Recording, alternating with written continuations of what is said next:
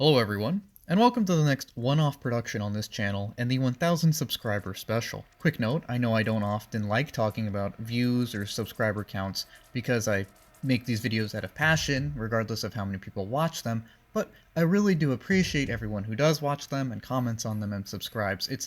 It's really cool seeing people appreciate my little hobby and the works that I talk about. It really is special.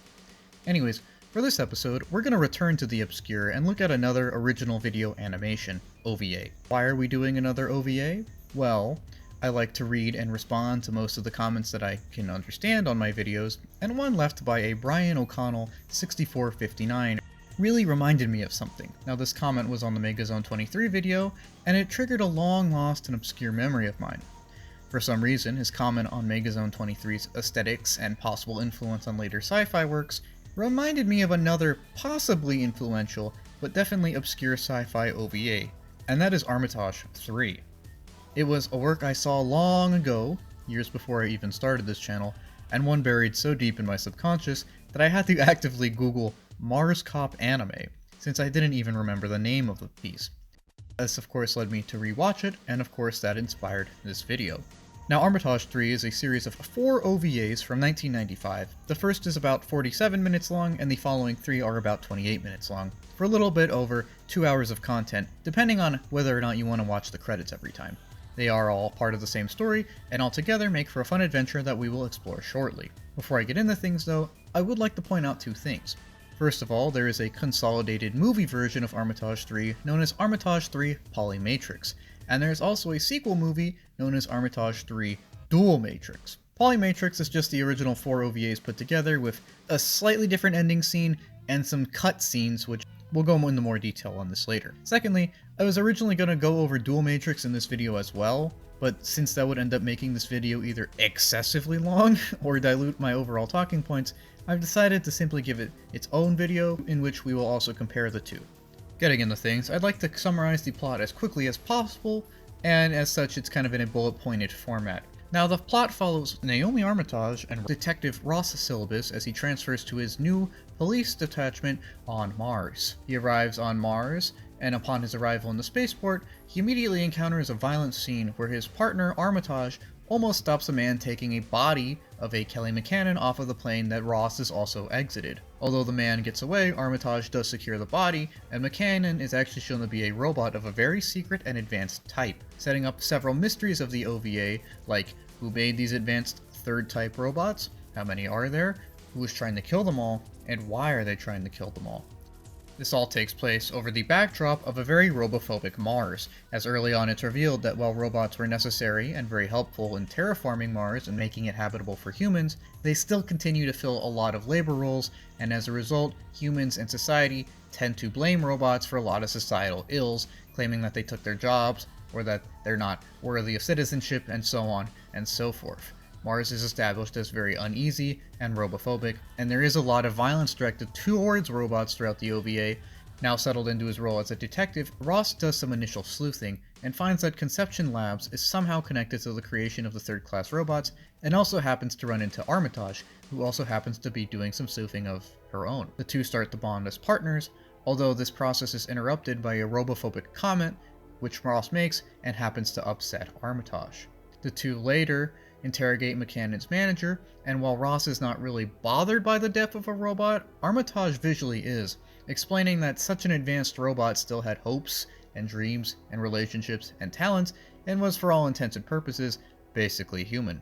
This leads Ross to deduce that Armitage herself is possibly a third-class robot. After this, the killer then hijacks a TV broadcast where he brags about quote-unquote cleansing society of thirds, and is identified as Rene Dan Claude. He then fights Ross and Armitage, who, while nearly killing him, do secure him, and he is sent to the Shinora Hospital for protective custody.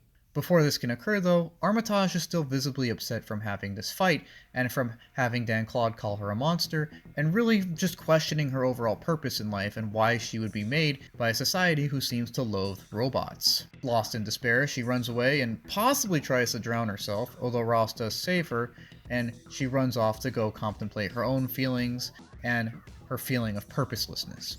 Cut to episode 2, we open on a scene where Dan Claude is shown seemingly perfectly healthy, even though he almost died in the last episode, and still killing thirds in the outside world.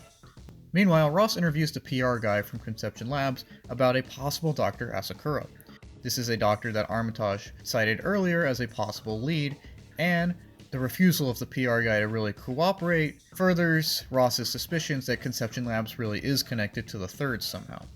Another murder occurs, and the victim records the line, "Are you Armitage?" possibly implicating Armitage in the murder of this new victim. This, however, proves to be a red herring, as Armitage was simply passing a list of thirds onto other thirds with the help of a hacker named Pluto, Julian Moore, in order to warn them of the dangers that they now face. Meanwhile, at the police station, several supporting cast members call Ross, telling him a stunning revelation. All of the thirds killed were robots, but were of such advanced bioengineering that they were capable of reproducing with humans, and thus, Ross wonders if this was the actual intended purpose of the thirds. While he ponders this, he reunites with Armitage, who, now along with Julian, try to go to a data server to find more answers in regards to what Conception Labs is, who works there, where it is, and why the thirds exist. However, they are confronted by Dan Claude again, only to learn that Dan Claude is a robot.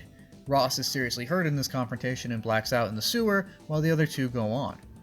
This leads into episode 3, where a seemingly random series of bombings forms a convenient excuse to force Ross and the rest of the St. Lowell police force off of the case. It should also be noted that due to his injuries, Ross is now about 50% robot parts. Armitage and Julian, meanwhile, reach the data server they were seeking, where Julian pulls up a picture which shows Dan Claude working alongside Dr. Asakura, the guy who Armitage believes to be her own dad. Julian gets fried in the process, however, but he does manage to live on by putting his consciousness into the server. Meanwhile, while Ross is investigating the suspicious PR guy again, he almost gets blown up, and after surviving this, he receives a call from Armitage and the two meet up, determining that there is some kind of conspiracy present and that the answers lie with Dan Claude, whom they now have to kidnap from the Shinora hospital in order to get information to. This leads the two to go rogue and break into the hospital, where they find the real Dan Claude, who was controlling all the Dan Claude line of robots the whole time. One of them, however, is also present and blows up himself and the original Dan Claude, but not before the original happens to drop the phrase Battle Hill, essentially telling the main pair where the main Conception Labs are located. Ross and Armitage are, however, labeled terrorists for all of this. They kinda did blow up a hospital, and go full on rogue, heading into the wilderness and finding the hill with some help from Eddie. The main pair of Armitage and Ross find the dome they're looking for, where they meet a reprogrammed Dan Claude, who explains that he and Armitage were initially made as advanced assassin robots, who were then used by Dr. Asakura as a base to create even further advanced examples of robotics.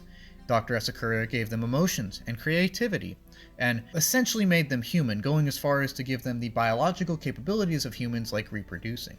The Doctor, however, is senile, and upon meeting Armitage doesn't recognize her and instead calls her and the rest of the thirds a failure, of course upsetting her. Now, I said senile, but they say his mind is damaged. They don't explain why, but I'm sure there's a conspiracy behind it. Anyways, this leads to Ross helping Armitage through her sense of loss and her sense of depression after being essentially called a failure by someone who expressively sought out to make her. And this does lead to an intimate scene where Ross confirms Armitage's own humanity, and in turn helps her establish her own purpose. The next day, Dan Claude tells Ross why the murders are happening. They occur because, and I quote, "the Terran Party's view on humanity sharply opposes the existence of robots." Now what this means, and why it's relevant, is basically that Mars and Earth are in the process of reuniting, and as such, Mars has to do what Earth says because Earth is the colonizing power and the dominant one with a much larger population. Earth doesn't like the thirds because if they can reproduce with people, then they can greatly increase Martian population growth and thus make it harder for Earth to control Mars, as Mars currently lacks the population necessary to necessarily establish its own identity and therefore be independent. Ross's boss then calls him and warns him of an impending government strike on the domes as they try to evacuate Asakura's. And as they try to evacuate, Dr. Asakura has a moment of lucidity, giving Armitage wings and making some minor repairs to her CPU. The lab is then blown up. However, thanks to the warning of the police boss, Ross and Armitage both manage to escape, and Armitage decides she wants to fight government forces and send Ross off, separating the two. However, Ross doesn't agree with this. He now understands that she is an individual and her own person, and he loves her, and he decides to stand by her, and the two blow up the government forces which encroach upon the lab. After this slowed down scene, we cut to a few months later, where the two are now living under new names and essentially drive into the sunset, as Armitage tells Ross that he's going to be a dad. Now let's get into why this OVA is great by looking at a few of its key strengths, and those strengths are a good mystery plot with some good mysteries, great characters, great action scenes, and a great overall look and sound.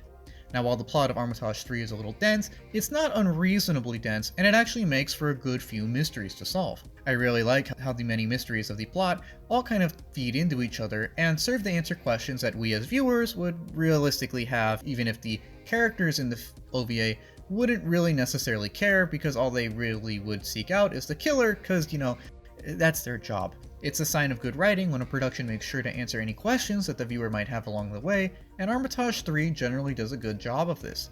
It makes sure to not only ask who the killer is and what his motivations are, but also explore the murky history of the Thirds and how they can fit into society as sentient beings.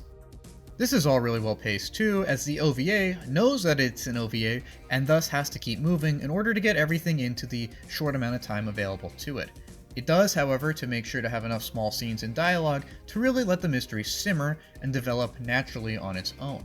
It's perfectly balanced and keeps us tied into the mysteries while developing the mysteries enough to make sure that we stay tied in. And while the motivation for Earth hating the Thirds kind of comes out near the end of the series in order to exposition some stuff away, it makes enough sense, and as a simple plot point it works fine. Overall though, Armitage III does a good job of setting up a few interconnected mysteries and then slowly unwrapping them for us, keeping us engaged and asking some important questions along the way. This unwrapping process also serves as a backdrop for some great characters and character development. While I don't know if I would call the series of OVAs a character piece, it does do a good job of establishing its main protagonists and even some supporting cast members. Ross and Armitage are the classic pair of opposite-minded cops that balance each other out perfectly in order to solve the crime at hand. Armitage is the main character of the OVA and is very passionate and dedicated. She wants to find out the killer not only because it's her job, but also because it answers a lot of personal questions she has about herself and the world around her. She can be headstrong and impulsive and even emotional sometimes, but she's also very intelligent and surprisingly reflective. She is never annoying or unpleasant, and she definitely is not robotic. In fact, her whole arc is a very human one of trying to figure out one's purpose and place in the world, and when that doesn't lead to any answers provided by others, providing answers for herself, and making her own purpose in life. Overall, it's pretty cool seeing her confront her insecurities and go on to make her own decisions and form her own life, regardless of what was initially planned for her. Ross too is a great character, as while his arc is more subtle, it is still significant and well paced. Ross starts off as a decent and respectable man, but also one which is distant, aloof, and very robophobic. As the series progresses though, and he gets to know and love Armitage, he becomes more compassionate and overcomes his inherent biases. The two work great together, as he works as the cold till Armitage is hot, reining her in when she gets a little too passionate, while she warms up his heart and helps him be more empathetic. It is arguable that Naomi also gives Ross a sort of purpose in life, as he seems a lot more focused after meeting her. The supporting cast is pretty good too, as the boss is the classic gruff, no-nonsense cop with a good heart, going as far as to warn Ross when the government tries to blow him up. Eddie is that guy from New York who loves wisecracks and doesn't seem to take anything seriously, but is still really good at his job. And Dan Claude is an amazing psychopath. Yes, he only plays that one note of crazed killer having the time of his life, but he does so almost perfectly, and I want to give props to Dan Warren, aka Byakuya, who sounds like he's just having the time of his life. Although I would also like to mention that Dan Warren's performance as the calm Dan Claude actually does a good job showing off his vocal talents and the wide range of characters he's able to assume. Next, let's talk about some of the action scenes of the OVA. They are snappy and they always look great in that iconic style of the 90s. While they aren't the focal point of the OVA, they are well distributed throughout it in order to pick up the pace every now and again, and with the exception of the last one, which does feel a little sluggish, they're all quite fun and fast-paced and well-placed. It's really cool seeing Armitage just go ham, or Dan Claude laugh like a complete psychopath while working the Roto-Rolla. The fluid animation and soundtrack really help these scenes stand out too, as the bright colors present and Armitage's fluid motion really do stand out. On the topic of the animation and the visual and audio in general, these are great too. The setting of St. Lowell is a very creative and artistic take on the idea of the future dystopia. I love the bizarre hanging buildings and architecture and the absolute asymmetry of everything. In fact, this is one of the most asymmetrical settings I've seen in a while, and it adds to the claustrophobia and discord of any crowded city. I love the dim lighting and oddly exposed walkways waiting for a lawsuit to occur. I love how expansive and unique everything is, and it's obvious that a lot of work went into all of this. In general, it looks great as portrayed in the iconic style of the 90s, and its animation is always snappy and there's always some kind of movement. There's never that 30-second still that gets recycled because they couldn't afford animation, and it's obvious that passion was put into this project. All of this, of course, is accompanied by a great OST that, while not super big, is super fun. The main theme hits you as soon as the OVA starts and lets you know that this is going to be a suspenseful and action-packed adventure. It, and the well-used motif it's based on, really help hype up a lot of the scenes of the movie every time we hear them, although there are many other fun pieces too, and in general, the music fits the production very well, imparting extra bits of emotion on each scene, and extra bits of atmosphere, as these heavy use of synthetic sounds and tones helps add to the idea of a neon landscape waiting to reveal its secrets to a detective who is willing to go to any lengths to find them. Both the look and sound of the series are extremely 90s anime in some of the best ways possible. On one last note, I also think it's important to briefly go over some of the social commentary and morals of the OVA. There is some social commentary on the place of the other. Now here, the robots stand in for the other, which is constantly scapegoated and persecuted for societal issues they didn't cause. People, including Ross at the beginning of the OVAs, dislike this other and are unbothered by violence against them, touching on how some elements of society can persecute and blame problems upon others simply for being different. It does touch upon this very important theme, which does arise throughout human history and is problematic. Armitage, meanwhile, as a member of the quote-unquote other, humanizes them and lets us know that such blanket discrimination is bad. The OVA goes on to prove all of this as we get to see Armitage and Ross fall in love with each other, establishing the idea that the other should be respected by as anyone else. And it's important to see individuals as who they are and not simply others of some other group. It's a very simple but very important moral that the movie teaches us through Ross's development and Armitage's humanization. Her very human presence in the OVA lets us know that we need to respect everyone as individuals and that everyone is entitled to some kind of decency and respect, and simply labeling someone in other is very problematic and counterproductive, as it strips away their humanity and in turn makes dialogue and just development in general a lot harder. Basically, we should treat everyone as we want to be treated, regardless of who they may seem on the surface. And this is a good moral. The OVA also briefly touches on ideas pertaining to population growth's connection to political viability, and some themes on women. This is kind of the weirdest part of Armitage 3, and that is the fact that the treatment of women is kind of weird and maybe even a little chauvinistic at times. I get a lot of mixed messages from this production in places, as on one hand, it does star a woman who goes on to establish her own identity and self and place in the world. This is a positive message. But who, and an entire race of androids that are all women, was literally solely created to have kids, which I don't think I have to explain why that's a bit backwards. The fact that this is a key plot point is a little uncomfortable when you think about it for too long. Like, it does seem that whoever made the thirds gave them all of the agency and intelligence and time to choose their own partners and live their own lives and even decide whether or not they wanted kids, which is good because, you know, that's basically it's a human right. You should be able to choose what you do with your life and stuff. But the fact that they were created solely in the hope that they might have kids, it does show that there was some objectification going on, whether that's from the writers or the characters in universe or just something's going on there. I don't quite understand if any chauvinistic views of the thirds are supposed to be reflective of the views of those who created them in universe or those who created the production in the real world. I would think it's supposed to be in universe and Armitage is supposed to be empowered as she becomes her own woman, but I'm hesitant to say that that's the entirety of everything because of the odd use of the word feminist. It always feels kind of out of place, like sometimes it doesn't even really make sense in context, is what I'm getting at. I don't see how Earth wanting to control a former colony by limiting its population growth, or being just as robophobic as said colony, is strictly a feminist thing. It seems more to me just like some kind of geopolitical power play that really any kind of scummy or super savvy Machiavellian government would make. I don't understand how it's specifically feminist. Now, if the picture said humanist, it would make perfect sense, as it would fit in with all the robophobia that's present throughout the OVA, and with the established lore that the thirds are hunted as robots in general, and not as women or unwomen specifically. If they use the word humanist or humanism every time they use the word feminist or feminism, it would fit in perfectly and this wouldn't really be an issue. But they don't, and it just leads to this weird kind of question of why did they use that word? Is that like a translation error? Or was someone trying to slip some kind of weird agenda in there? As it does seem to me, at least, like it kind of hints at someone in the production room not being the biggest fan of these topics, because the way they use those two words seem to hint at some kind of weird, like, secret feminist agenda that's not there. It's a simple geopolitical power play. Yeah, it's very scummy and gross, but it makes logical sense that Earth would want to keep the Martian population low in order to establish dominance. It just feels out of place to me, especially considering that it's not really relevant to a simple plot point.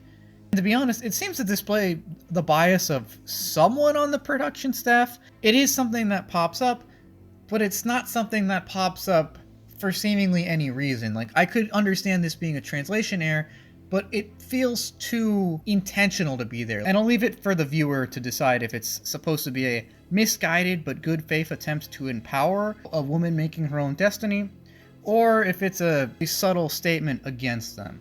It feels to me that this piece was a well-intentioned piece meant to star a young woman finding her place in the world. However, the lack of female input from someone on the production staff, perhaps, would explain a lack of awareness that seems present, and thus the clunky writing and awkward handling of some of these issues. This, combined with a possible chauvinist or two on the writing staff, could result in the odd tones we see every now and again, and just some of the awkward world building and plot points that I've touched on. Well, I'm going to leave it up to interpretation, and just go as far to say that it might potentially be contentious. But it is still kind of weird that a movie that basically stars a woman has such weird undertones at points in time. These weird tones don't derail the original production, but they are odd, notable, and even a little uncomfortable in scenes every now and again. With that controversial issue out of the way, there's one more thing I'd like to talk about before wrapping up this video, and that is the compilation movie Armitage III Polymatrix. Now, Polymatrix is a sort of compilation of all 4 parts of the original OVA combined into a 90-minute movie. Since it is 90 minutes though, it means that a lot of stuff was cut, and some things had to be added in order to make up for the cut content. As such, there are a surprising amount of original scenes, and scenes which are completely absent from this OVA. I want to say it's about 85% rehash and about 15% original. This does mean that the movie does differ slightly from the source material, and a lot of scenes are kind of rearranged or the dialogue is slightly tweaked in order to kind of spell out the context more easily. It does feel like it's trying to be more open, and it does try to feel more blatant, which is kind of good because, again, the movie is only 90 minutes and it needs to get the same amount of content in there, although it does make the pacing feel a little more rushed, and it does make the world building feel a little less well done, as there's less time to get to know the world in general. In addition, the ending scene is slightly different, although it does have the humorous delivery of Ross's line of, "You're kidding, right?" when Armitage informs him that she is pregnant with their child. Overall, Polymatrix does a surprisingly good job condensing about 2 hours of film into an hour and a half, and it's a solid watch, even though it is slightly different. For the most part, the differences are either simply to expound the plot quicker, or simply to try and work around things that were cut from the plot entirely. As such, it has the same story, but it misses a few of the smaller plot beats, and it's overall a tighter production. While I do prefer the original OVA because of its overall essence, if you will, I think that Polymatrix does a good enough job of kind of compiling it all into one movie. And it is shorter, so it does feel a little rushed, but as a compilation movie, I've definitely seen a lot worse. It's fine, and there's no reason not to watch it, but if you have access to the original OVA, I would also say there's no reason to watch it. The original Armitage OVA, though, is more than okay. In fact, I would say it's great, as it's a great mystery following a lovely pair who grow together and ultimately break free of an unfair system holding them down. I would recommend this OVA, in fact, as it is greatly enjoyable, it has a great soundtrack, it looks great, and Armitage herself is actually a very fun and endearable character. even if her design is a bit gratuitous. I would also like to say that Armitage III is a perfect example of quote-unquote 90s anime. It looks extremely 90s, it sounds extremely 90s, there's some weird aesthetics going on, and everything just feels so fluid and smooth. When people say classic 90s anime or the classic look, this is really what they're talking about. It's just that hand-drawn style of fluid motion and bright colors accompanied by fitting soundtracks and a surprisingly deep message. It's just a great time capsule of a lost time portraying a lost time. It's what the future could have been according to people 30 years ago, and in that way it doubly encapsulates just lost eras that I think we would all like to visit for a while. It's a fascinating work of art, and it's an OVA that I truly enjoy. In fact, I would say that it's a great OVA, and while it's not necessarily the biggest budget production, it is one that is well honed. It is one that was given a lot of attention. It's one that was given a lot of love, and it's one that was obviously meticulously tended to. Now, it does have a few weird moments, and someone in the production staff was probably a chauvinist, but other than that, it is a genuinely fun watch, starring a genuinely fun pair of protagonists who actually fall in love with each other and really teach us the importance of, basic decency and respect, all the while solving a great mystery. It is just an all-around great production, and a great, obscure anime memory.